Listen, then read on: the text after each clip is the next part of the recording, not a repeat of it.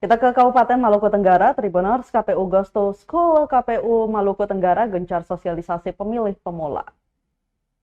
KPU Kabupaten Maluku Tenggara atau Malra gencar lakukan sosialisasi dalam rangka memberi pemahaman terhadap pemilih pemula, di mana sosialisasi dilakukan di beberapa sekolah-sekolah SMA sederajat dengan tajuk KPU Goes to School. Kali ini sosialisasi digelar di SMA Sanata Karya atau Saka Langgur, Jalan Jenderal Sudirman, Kecamatan Kei Kecil, Selasa 10 September 2024. Pantauan Tribunawon.com nampak ratusan siswa antusias mengikuti materi yang disampaikan pihak KPU yang turut serta menggandeng pihak kepolisian juga Kesbangpol Malra.